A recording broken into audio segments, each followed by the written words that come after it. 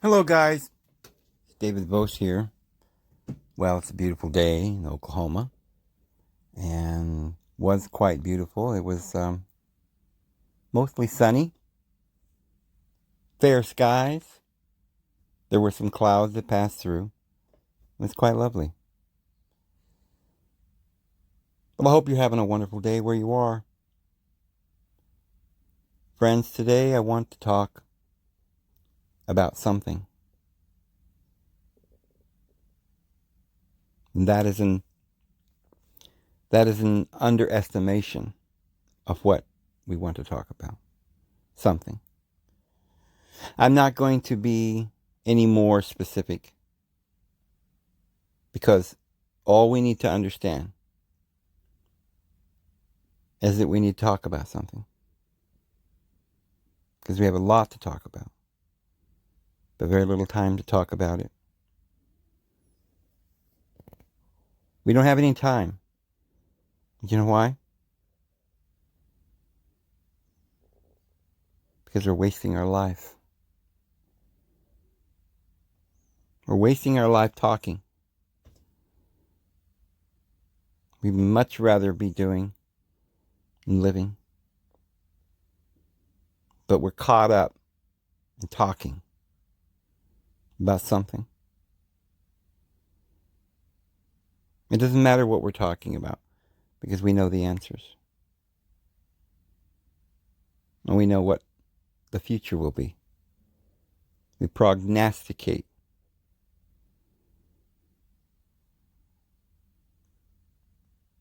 We prophesy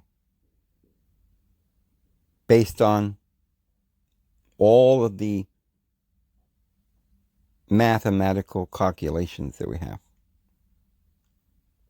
It's very important that we understand what the future holds, what we should do, what we should not do, what we should put on, what we should eat. We're living inside of a world that spins around and goes very fast,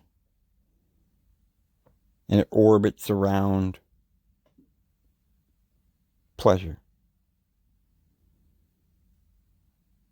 And when the sun comes up in the morning, it's only because we need to have something new, some more, something we didn't have the day before, because we're seeking. We're wanting. And we're lacking. And we know that we're lacking. Tremendous pain that we're under. The unbearable burden of being. We're insatiated with desire. We get down on our knees. We beg the living God, please bring a drop of water upon your finger, Lord. Put it upon my tongue. Is that all you're seeking, the Lord will say? What good would that little drop of water do you down there in that hell? You're wreathing around in that God-forsaking hell. Oh, but Lord, I'm okay. I'm going to have a stiff upper lip. I'll be all right. I'm ignoring all of this pain. I'm great. Why, look at me. I've got a smile upon my face. You must be very proud of me, Lord, because I've withstood all of this pain. And the Lord said, oh, well, that's amazing. But, the next time that we talk and I see you again, maybe you'll have a story about how you had amazing adventures.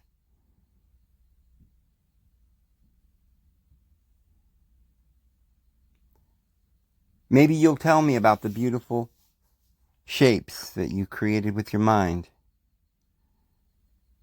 Maybe you will tell me about the time that you flew. Instead of monsters that were chasing you, you will tell me about the unicorn that you rode over the rainbow. But, Lord, you would say, I'm very confused, because the great gurus, the great shamans of ancient times, they sat in a corner and refrained from pleasure and flying over the rainbow. They taught us that to be righteous and good, we must abstain from all pleasure. Why, Buddha sat in a yogi position and fasted and didn't eat, and he breathed, even controlling his breath, so that he could not even think about participating in anything on this earth. Because everything that one might participate in is evil, Lord. And I have nothing to do with it, Lord. Why, I have never put that uncleanliness to my mouth. And I've kept all the laws from my youth upward. You must be very proud of me. And the Lord said, my son, I've created a beautiful world. And I've given you the power over all the world to enjoy the world. I've made flowers. And I've made wonderful food that tastes wonderful to the palate. And the pleasures of a man and a woman, I thought, was my crowning accomplishment. And I gave them to you as a gift. Have you spurned my gifts? Do you not wish to enjoy the world that I have given you?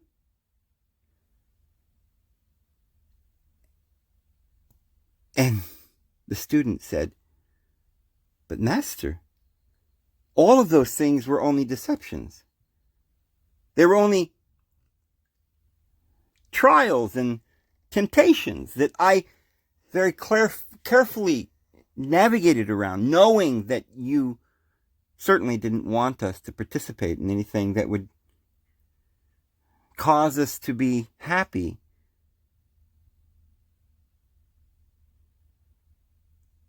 But the Lord said, my son, your heart is racked with guilt when there need not be any guilt. I love you, and I could never love you less for any reason. I only want to see you happy.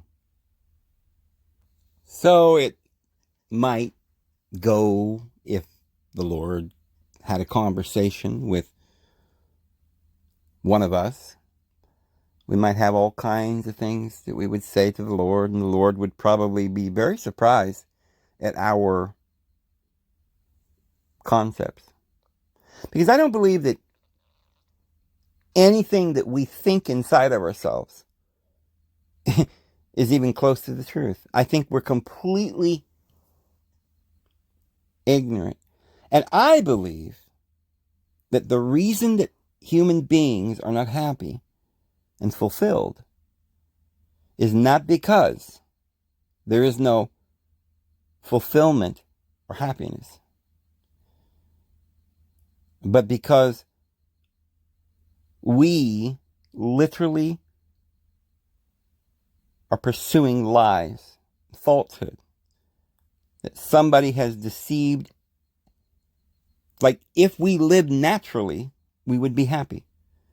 An exquisite delight. The world is perfect. And everything is just the way it should be. And we shouldn't have to even think about having to do something to make life happy or good. That's what I believe. I believe that the problem with mankind is religion. I believe the problem with mankind is government.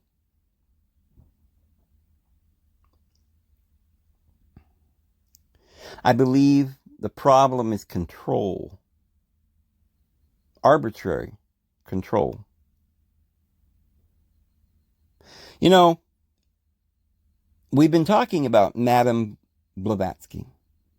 What really did this woman bring to the 20th century? If she is a prophetess, did she bring anything to the world? Well, you know, she taught us a few amazing things about our world that the world had forgotten, such as the plan of reincarnation, and the patience of the Lord, and how every soul will eventually be brought to the Father of light.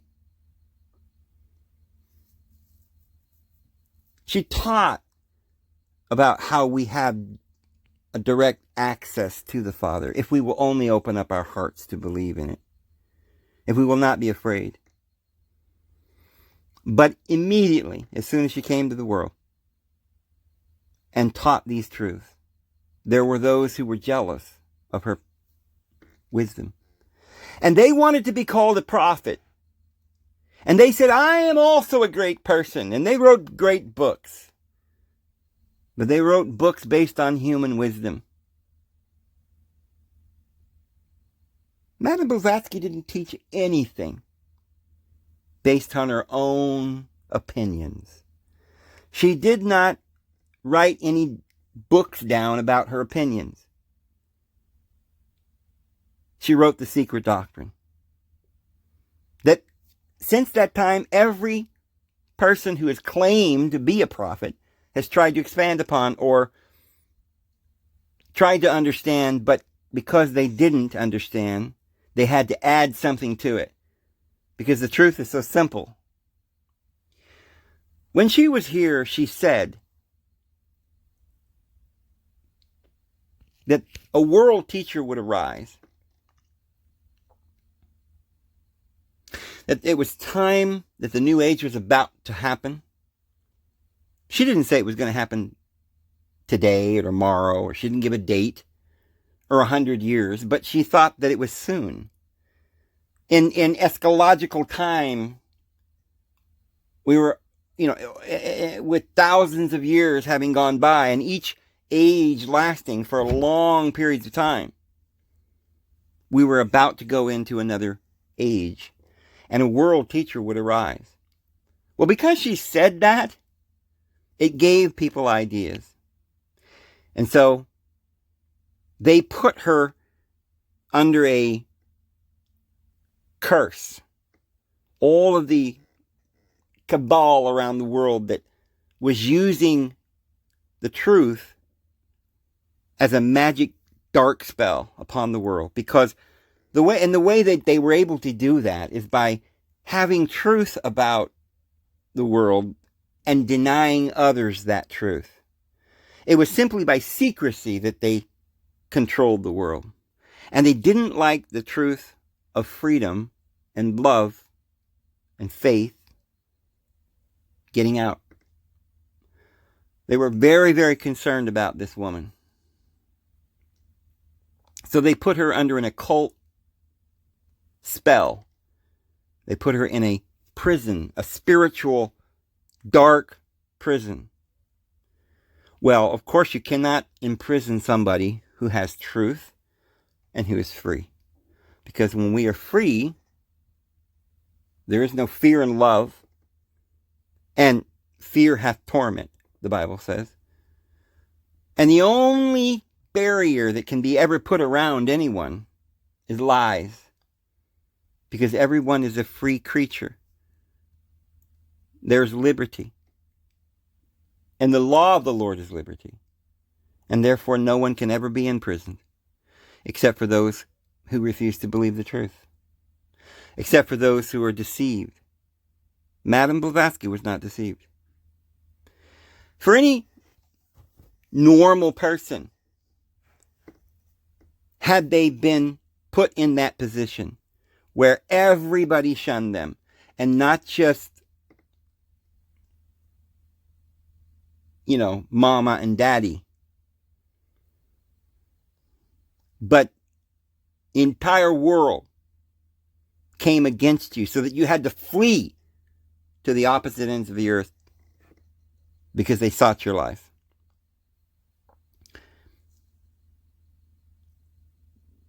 That would be a difficult thing.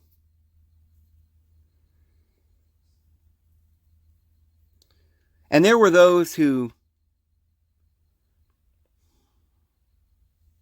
came up at that time, and they began to take her words because they were so afraid of her words. And they knew that those words were so powerful because of full freedom, full of love and truth. They had to twist them. So she talks about these 7 races. And they twisted them, those words, to mean that there was a superior race upon the world. But she was talking about the race that all men was. Every man on the earth. An age of people who had come into the world. As in Adam, all men die. So also in Christ, all shall be made alive. It was like that.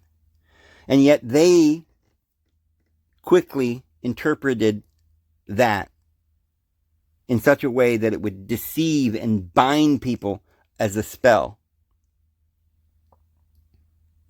And they said, well, the Aryan race is only one group of people that we shall heretofore reveal, even though she had never revealed such things. And they began to use truth as a weapon, just simply by twisting a little bit of the truth and making it a lie. And then they began to say, it's not about attaining freedom and grace and liberty and happiness, but it's about racism and power. And it's not about truth, but it's about secrets. It's not about love. It's about control.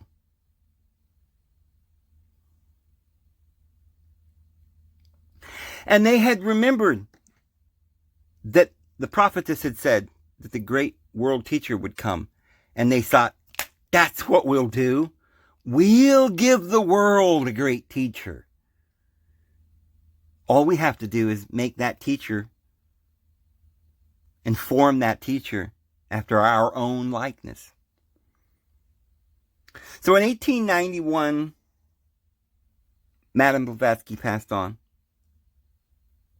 to the great Shambhala in heaven. And meanwhile on earth, all over the world, people were vying and finagling their way into becoming great writers and great teachers and beginning to put great names behind or titles behind their name. The great prophetess Besant, or Steiner, the teacher, the prophet. Oh, we learned great wisdom in a great school called Theosophy, and now we're qualified to tell the world, and we're authorized to speak in her name. We've come to tell you what she really meant to tell you, but she didn't get to tell you when she was here, because obviously, if she had wanted to say those things, she would have just said those things. But you see, we know more about what she was going to tell the world because we're much even greater than her. And we have started a great society called the Theosophical Society all around the world. Of course, we don't agree with anything that she said. And we've published her books with thousands of words and missing and paragraphs taken out. And we've changed her teachings. And now we are telling the world that it's a great white brotherhood. And that only one race of people is superior. But we remember that she had said that the great teacher will come. So instead of allowing the Holy Spirit to bring that to pass, we have to have control. So they went seeking this man named Alcott that was a spy sent in to watch her because she was put under this occult imprisonment. And they put this great spell upon her, which had no effect upon her at all because she didn't believe in it. And lies have no effect upon anyone who knows the truth. So they had to send spies in and watch her every move and listen to what she said and then find ways to twist it. But they couldn't do anything until she had passed away. Darn it. So she said there would be a great teacher. And so they just said, well, we'll just make this great teacher appear like immediately as soon as she's gone. But we can't allow this to happen naturally. If it were to happen naturally, then it would be an act of God. But we don't want that because, of course, we know that we don't serve God, but we want power. And we're going to use everything that she said and twist it to confuse the entire world, as we always do, and as they did with Jesus and the apostles and Buddha. And so they took a child. There was a child. They met a child, a young child, who had no parents. The child's mother had passed away. It was like a little orphan child. And the child was very intelligent. It appeared to be just the perfect person to fulfill the great prophecy. So they befriended the father, who was an alcoholic and didn't really care about anything. They probably gave him a little money to boot. And they took his child into their great mansion that they had built with all of the money and the proceeds coming in from all the worldwide work of theosophy. And they raised the child and mentored the child. And of course, Steiner couldn't just come out and say, look, I'm taking over the organization. Steiner, who lived in Bavaria, right where the Illuminati sent him to spy out the freedom of the Lord and the truth. But he said, we can't have Ledbetter, who is rising up in the ranks, because he's already been found out that he's a molester and a pedophile. So I guess he's going to have to just take a second seat. But we're not going to get rid of him. He's still going to write great books, and we'll try to make everybody forget that. But he's going to work very carefully because he's a plant. He's a spy. Like the Apostle Paul said, they sent spies in to spy out our freedom in Christ.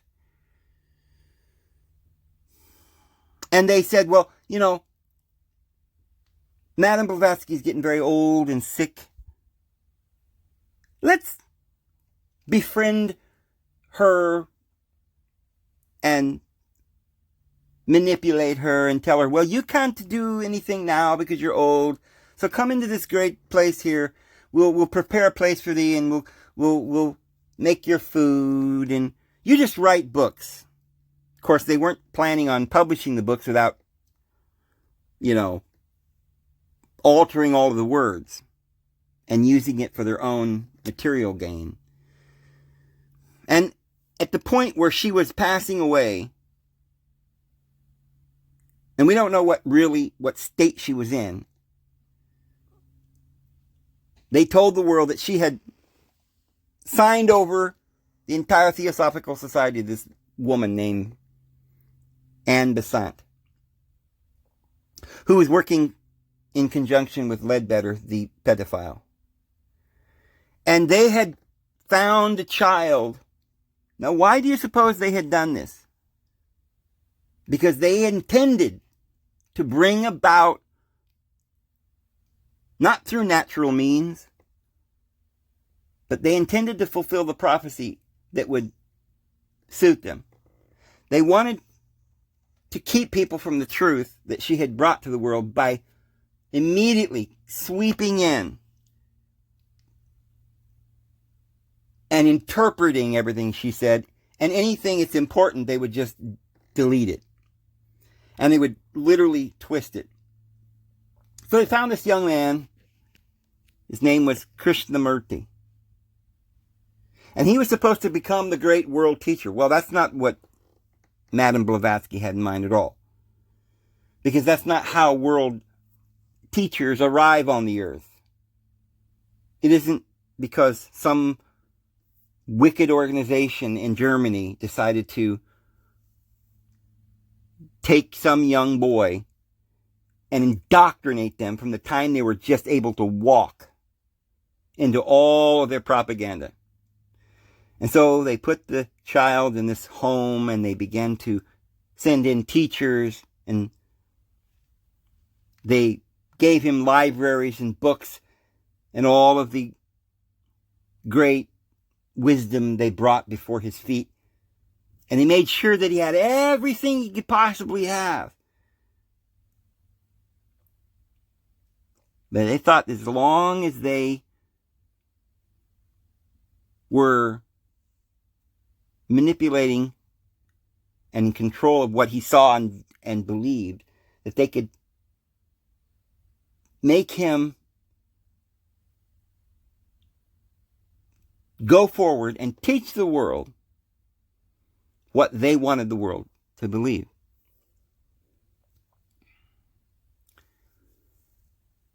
And so this young man went into the library and spent the rest of his life reading. And he came out of the library when he was like 20. And he's like, you know what? I'm tired of reading. I've been reading all of this stuff. I want to go out there and see if this is actually real. What am I reading? You know? So they started listening and reading to the actual words of Madame Blavatsky. And it wasn't quite matching up with what they were telling him. So he said, I need to go and talk to some of the shamans and the yogis, and I need to take a look at the real world and talk to real people. So he spent the next few years going to the great shamans and the yogis.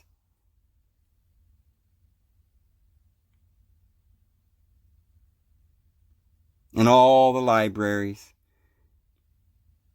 And he spent a lot of time thinking about all of this. And then at the age of 27 years old, he said, I'm about to make a speech. And everybody gathered around. He said, oh, the great prophet's going to speak. And he got up before everyone and he said, I do not believe in any of your books. I don't believe in any of your religions. And I'm not even a theosophist. Is there any questions? And they said, well, shouldn't we sit in a yogi position and meditate and go Om? And he said, no. Why? I've talked to 100 of these people that have been doing this for, hundreds of years.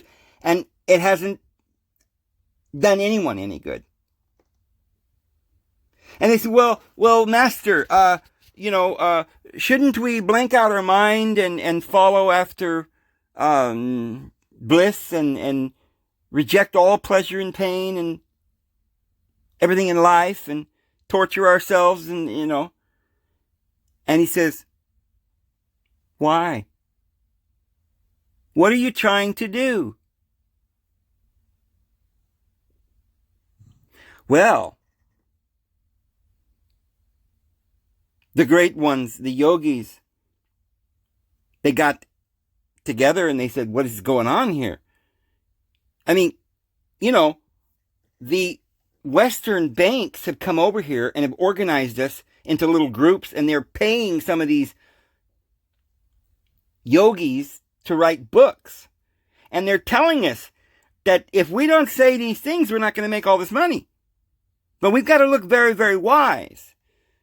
Now, all of us have got to wear robes, and we've got to have big, long beards, and just, you just got to do that. Just like in the West, you've got to have a suit, and you got to have a tie, and you got to have a white shirt, and you got to be called Reverend, and you got to have many prayers, and speak eloquent things. But the great world teacher said, why? What are you trying to do?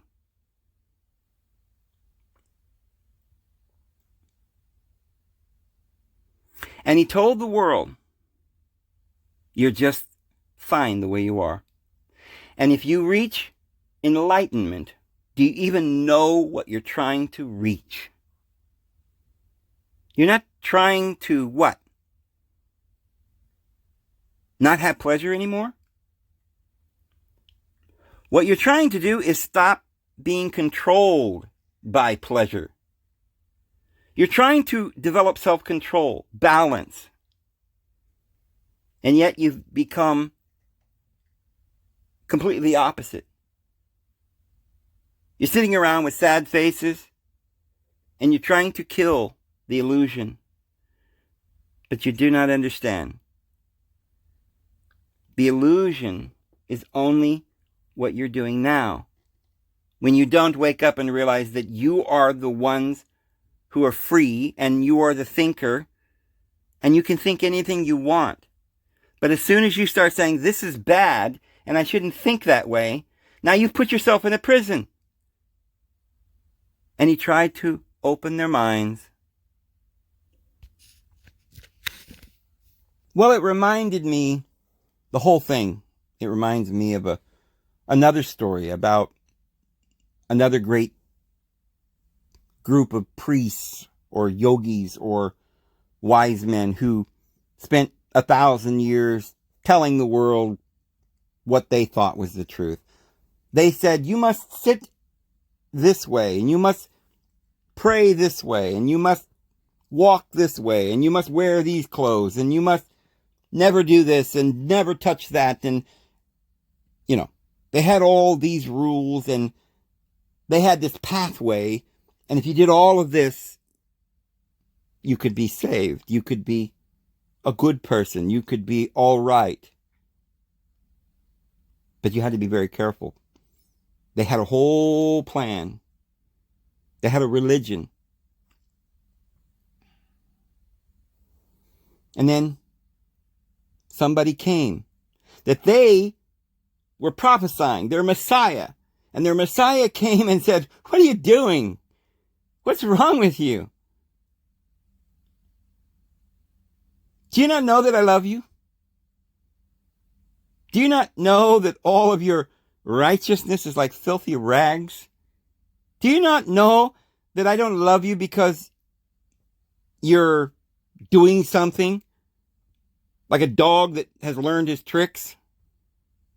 But I made you, and I put my Holy Spirit within you. I know you. You're my child. I trust myself. I know what I want. I want love. Because I am in touch with who I am. Because I am love. And I am inside of you. But there is a part of you that is so blind that you cannot see me. And you're watching the dancing shadows and believing in lies. And you're in bondage to your fears and to your shame. And you have come to the place where you are living a wretched, awful, terrible life. And being very proud of your terrible, wretched life. And you come to me with big smiles on your face saying, Lord, look how wretched I am. I must really get some good brownie points for that.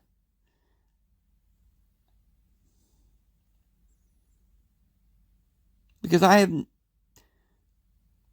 been austere and I have fasted and I've never had sex and I've never eaten food for weeks. And when I do eat food, it's only vegetables. And I never, ever, ever look at girls or the opposite sex. And I never indulge nor get angry. See, I have not murdered anyone. See, I haven't stolen anything. Oh, look at how much money I put into the pot.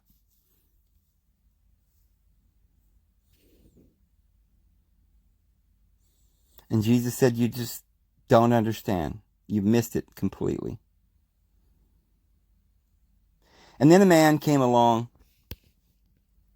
after Jesus passed away and taught his disciples, and they went forth to teach the world, and they were all murdered as well, because the world didn't want the truth. They loved the darkness rather than the truth.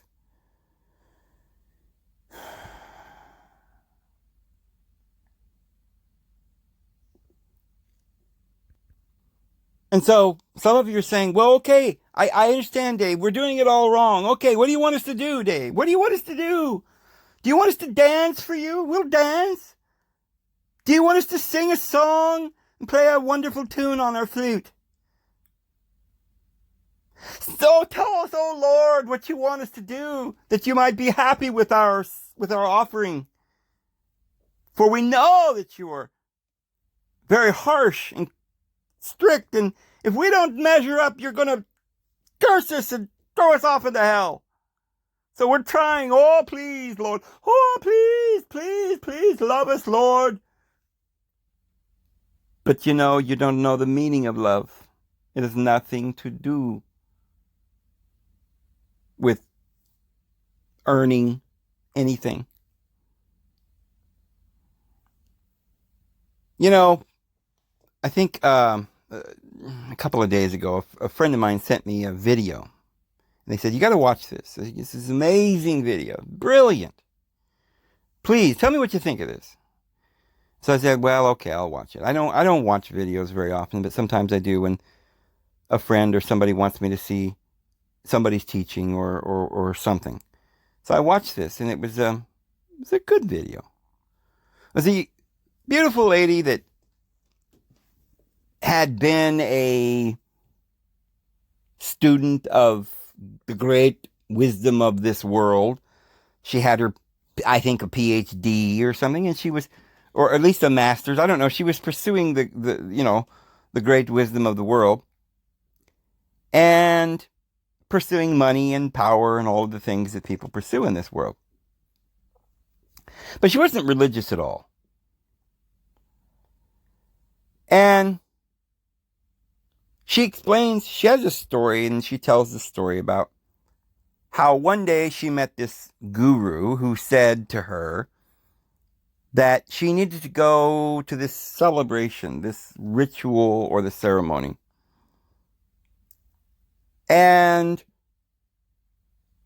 because she met this guru at this meeting. And at this meeting, everybody was telling their experiences. And she says, of course, like everyone else, she had an experience. She was like, yeah, this is what happened to me. I was born in this family. I wasn't happy. I was abused. I didn't have anything to eat. I was beaten as a child. I was very poor. Lived in on a farm with no electricity or what. I'm exaggerating, but this was her story, and she had this long story, and it was not important what the story was. It was probably a very tragic life that she recounted, and she told the story wherever she went. And probably this is why she was pursuing higher learning, and she wanted to make something of herself. And this was the impetus. She didn't want to be what she had been. She wanted to make something of herself. She wanted to find happiness or power or something. She was looking and searching for something, and she was pursuing it. And so she was getting her degree, her PhD or whatever. And so here she was, and she meets this guru, and it's like, oh, hi, courtesy, and just being nice. And the guy, and this guru says, young lady, what is your story? And so she starts to tell her story.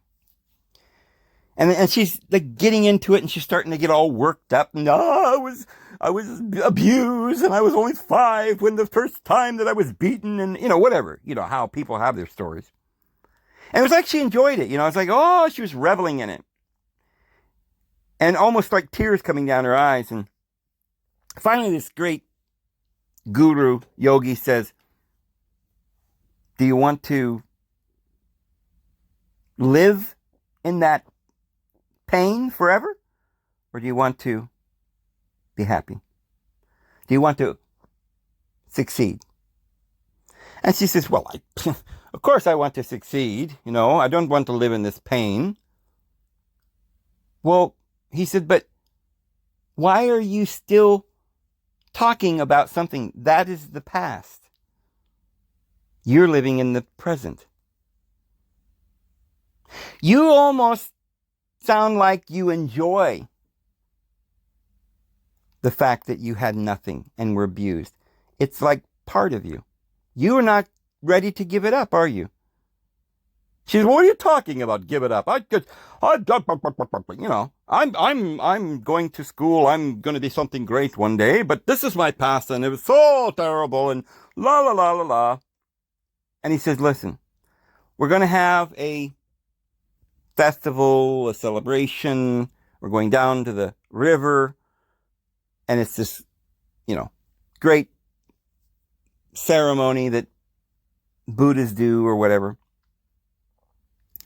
And in this ceremony that we're going to have tonight at 7 o'clock along the river, we're all going to stand by the river, and we're going to take all of the pain, and we're going to give it to the great river. And the river's going to take our pain away. And we're going to watch the pain leave. And we're going to witness its exodus. And we're never going to remember or forget it or remember it or talk about it ever again. Because it's going to leave us. It's going to be it's not that we will never remember what happened. But it's not going to be a factor in our life anymore, because instead of being in pain and instead of being in anguish, we're gonna rejoice that it has left us. And she said to herself, yeah, like politeness, like, well, I don't know, I guess, But she was thinking to herself, how stupid, this is ridiculous. Like the river's going to take away all my problems, But she said, you know what? So she went back to her hotel, and she was thinking about how stupid this all was. And she said, it started, she just couldn't stop thinking about it. She said, well, this is stupid. This guru, right? Telling me I'm going to give my problems to the river, and he's going to take it away. That is not going to happen. Of course, I'm a psychologist. I'm taking psychology, and I'm learning great Freud, and of course, we all know this can't happen. It's going to be a gradual progression. We're going to grow, over time, and we're going to learn, but we're not, one day we'll be a little better, but we'll never, get over this pain and suffering, because it's part of us, and oh, woe is me. But you know what? Hey, this sounds interesting. Let me just go try it, because, it can't hurt. So she goes to the river, and there's all the people and they're standing by the river, and they do the ceremony of giving up everything in their past and letting it go down the river, and they're singing their songs and dancing and doing whatever they are doing in this ceremony.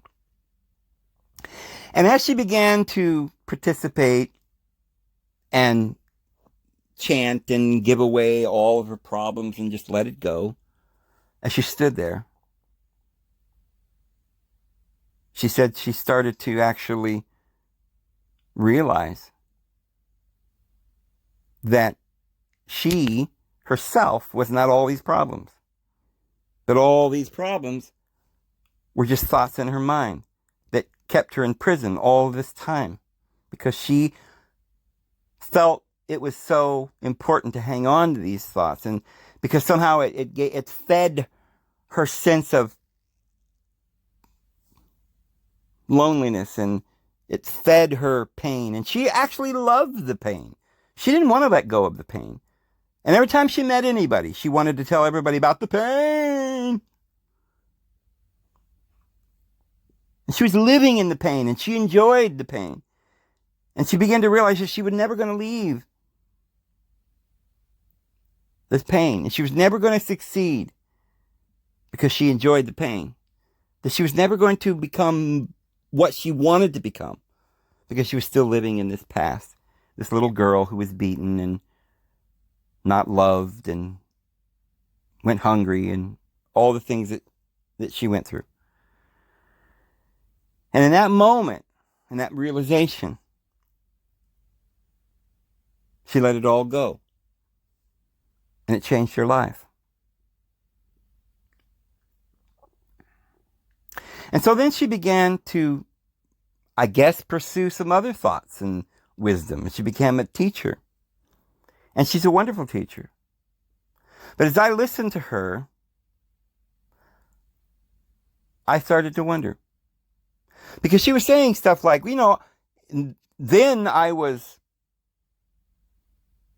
in pain and suffering, and I didn't even know it. And, I was pursuing all of these things that were only a great chase or a pursuit that I didn't understand. That I would never have found peace or happiness. I was delusional because I didn't realize that I have a subconscious mind and I have a conscious mind. And in my subconscious mind, everything is going around and like a program. And once, like habitual thought. And as long as you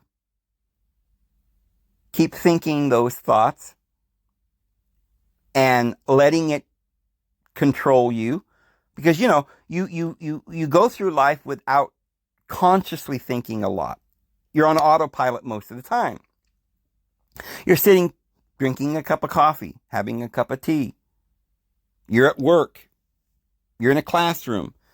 And you're not consciously thinking about, I am who I am love, I am goodness, I am great, everything is fine, I am the way, I am the truth, I am the light. You're not thinking that. You're not thinking positive things. But your mind's on autopilot, thinking about, I'm suffering, and I don't like it. No, why can't I do this? And who am I? And And she began to realize that there was this subconscious mind that she had to train, that she had to begin to live in consciousness, become aware of what she was doing, and learn self-control that she had never known existed. And she began to practice it. And she began to get stronger. And she began to become happy. Happier. And as I listened to her, I thought, well, now that's nice. And that's really true.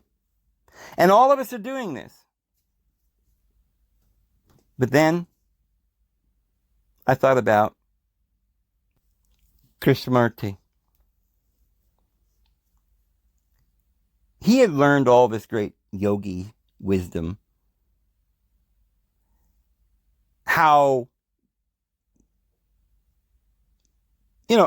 Everything you've probably heard. Stop thinking about all this stuff and control your mind and all of this. It's all an illusion. The whole world, pain and pleasure is all an illusion. Get outside of yourself and gain control of who you are. And this man who was supposed to be this great world teacher, began to realize that the whole point to all of these exercises was to find who we are. Because only who we really are is all that matters. What we think we are, or what we believed, all the pain and all the stuff in the past, that's not us. The past is not us. We don't want to live in the past. We don't want to live in the pain. We don't want to be proud of the pain. We don't want to be proud of something like being entrapped in some illusion that think that we could do something that would change anything. That's the problem that Krishnamurti began to understand. He began to understand the great truth that even the yogis, most of them, never have really grasped, but that Jesus taught his disciples and the Apostle Paul understood. The Apostle Paul talked about how abusing the body and fasting and living in depravity and all of this stuff is just, some people use it as a tool to gain spirituality, but the Apostle Paul says, why? Well, the food will become your prisoner. If you love something so much and you pursue that, it becomes a prison. So we have to abstain from everything. In fact, hey, if abstaining from everything is good, then why don't we just go and beat ourselves? Like if we just start taking a stick and beating our legs, and maybe we'll teach ourselves not to want pleasure anymore. No more pleasure. Beat and beat and beat ourselves. And eventually, we'll stop. We'll wake ourselves up. And we'll realize that this is an illusion. And we'll be free. But the Apostle Paul says, this austerity and this harsh treatment of the body that some believe is going to give them salvation cannot give you salvation. Because what's happening is you're actually changing one prison for another. If pleasure was your prison, why was it a prison? Because you enjoyed pleasure and you become addicted to it? Prison? Why? Well, because you want to be happy. And you can't be happy if you're addicted to something that's controlling you and keeping you down. And you take drugs or something, and then now you don't have your senses and you're sick or you're dying. You can't get out of your chair because you're off walla dreaming about, you're lazy now because all you're doing is sitting around doing drugs. Maybe it's deteriorating your body. Well, that can't give you happiness. But the goal is happiness.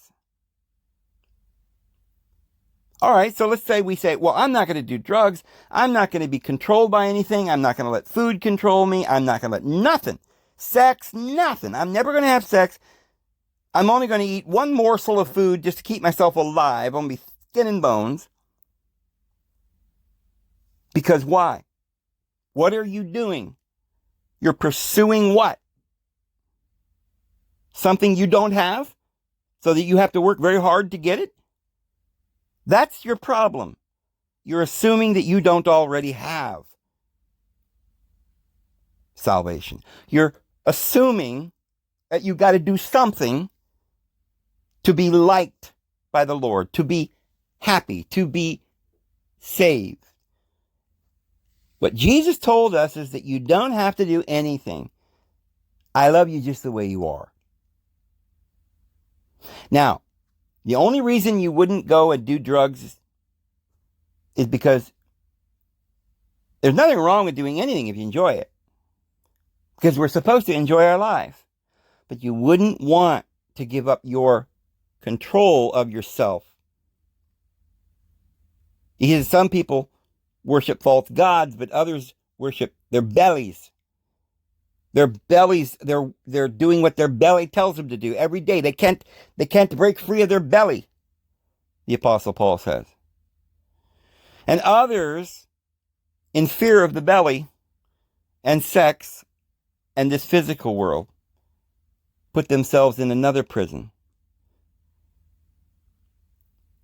They say, willingly, I will not be happy.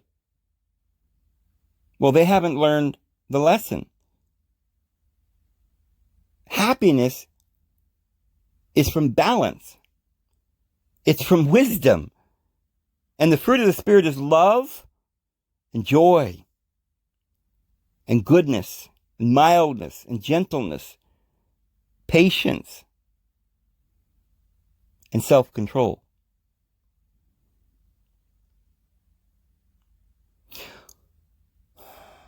So, we're not supposed to say, oh, don't take a bite of that food, it tastes good. No, take a bite of that food. That tastes good. That's the whole point. But do you have control of yourself? Are you going to say, oh my goodness, I took a bite of that food, now I can't stop, and I'm just going to eat that food till I die? No. By the same token, are you going to say, well, I can't control myself, so I will never eat food again? Give me a baseball bat and I'll start bashing my head against the wall, and maybe I'll somehow or another liberate myself from this body. Why would you want to liberate yourself from this world? The world is only your thoughts. You can never liberate yourself from your thoughts. I mean, you should never want to stop thinking. But what you should want to do is to stop thinking in repetition. So you have your subconscious mind, like this lady said, that is very much like a computer program. And once it's written, it just keeps playing over and over and over again. And then you have your conscious mind. You're supposed to live in your conscious mind. You're supposed to live in the present moment, in the present awareness. You're supposed to be in control of everything you do. So you eat a plate of food, and you just, and you eat it all up and suck it down, and you forgot that you ate it. You ate it so fast. And then you want some more. You're not in control of anything. You don't even remember eating it. And you didn't even taste it. You just sucked it down, and you didn't even taste it. What you should do is take that plate of food and look at it and say, oh my goodness, smell that. Oh, it's great. Oh, make love to it. Just enjoy it. Take your fork, stick it in the spaghetti and twirl it around until you've gotten a big, twisty noodle around your fork. And then poke it into the meatball. Put some Parmesan all over it. And slowly bring it to your mouth. And taste it. And chew it slowly and enjoy it. And savor it. Don't try to hurry as though you have no time to enjoy. And don't hate yourself for enjoying it. But live your life and live it to the fullest.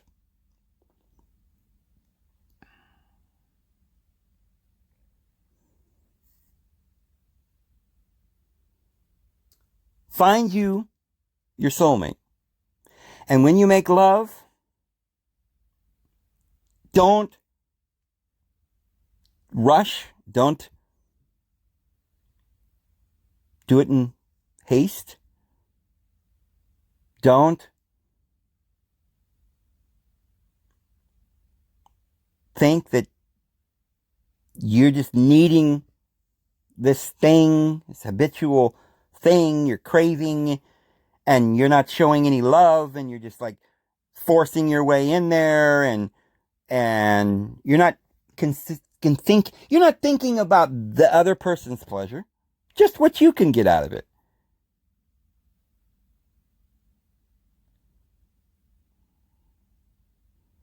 And so you're not experiencing the whole thing.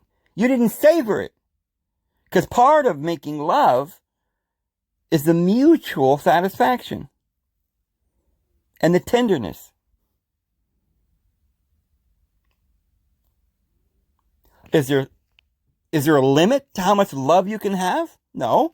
If you're with somebody and you love them, you might want to have sex all the time.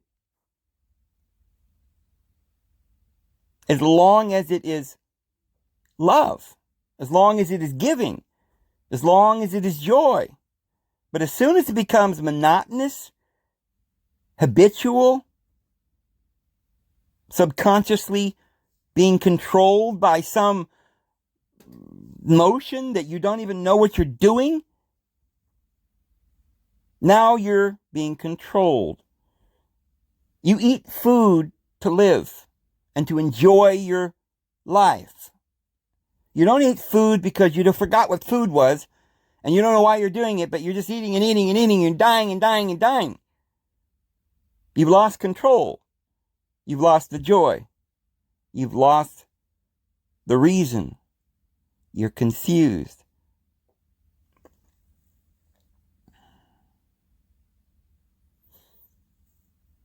Anyway,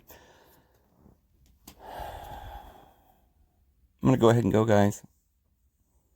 Hope you guys have a great day. See you tomorrow.